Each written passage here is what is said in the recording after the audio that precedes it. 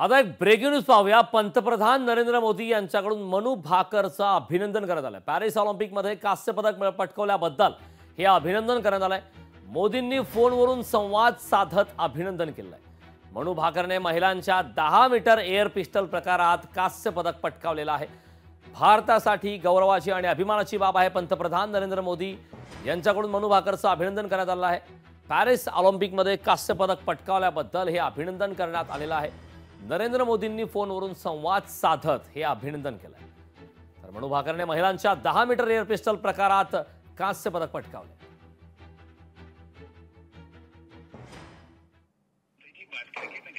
जी नमस्ते sir.